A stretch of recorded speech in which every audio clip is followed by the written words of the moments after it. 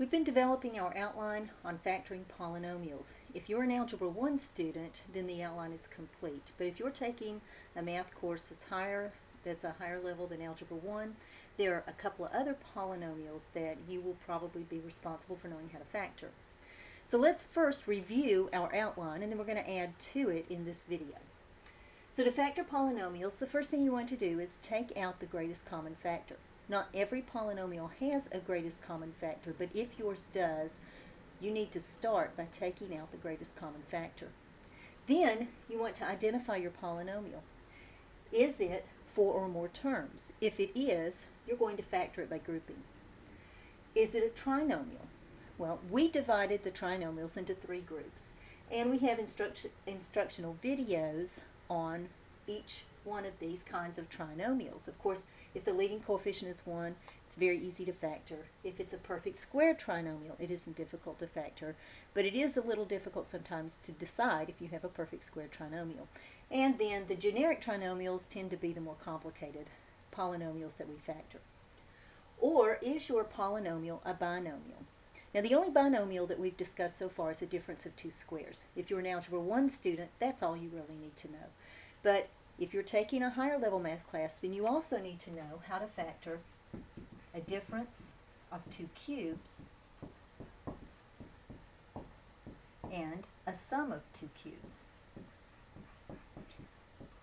Alright, so let's look at a difference of 2 cubes. Here's a difference of 2 cubes. X cubed minus y cubed. Alright, it's a difference I'm subtracting. So to factor a difference of 2 cubes, then my first factor is made up of the cube root of my first term, which is x. What is being cubed to get x cubed? Well, it's x.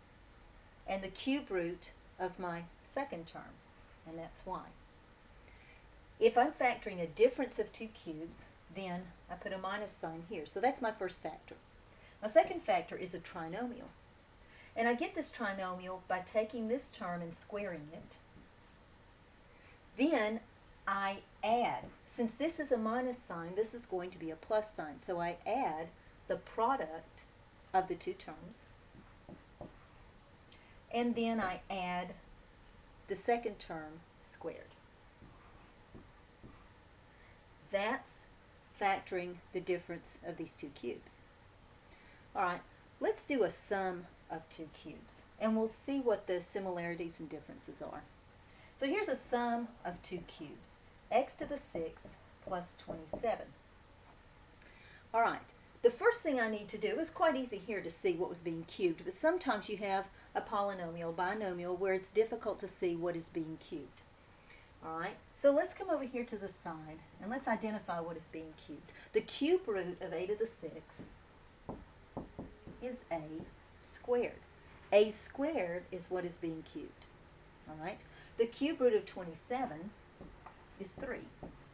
So 3 is what is being cubed here.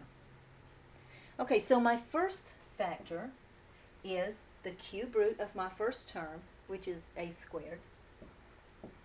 And it has the cube root of my second term, which is 3. And because I am adding, then we put a plus sign here. That's my first factor. My second factor is a trinomial that's going to look very similar to this one. First, I square the a squared. I'm going to write it like this right now, and then we'll clean it up. I square the a squared, and then I subtract. This is a plus, so I subtract. Just like this was a minus, so I add. All right, so this time I subtract the product of these 2. So that's 3a squared.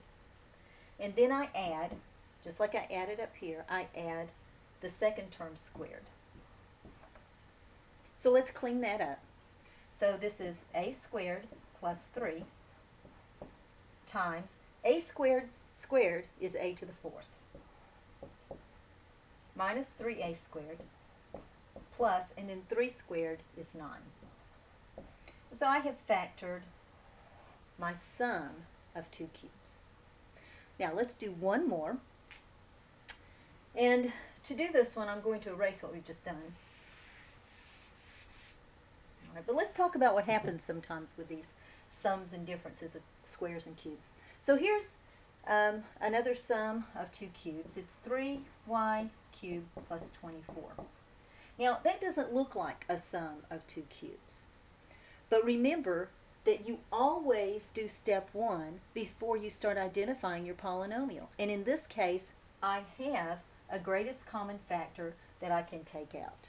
I can take the 3 out. So that's what I'm going to do. Well, when I take the 3 out, then it's easy to see that I have a sum of 2 cubes.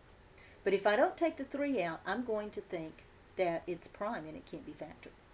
All right, but I take the 3 out and I have a sum of 2 cubes. So we'll start by putting my 3 down. Now, the first factor, remember, is the cube root of each one of these. Well, the cube root of y cubed is just y, and the cube root of 8 is 2.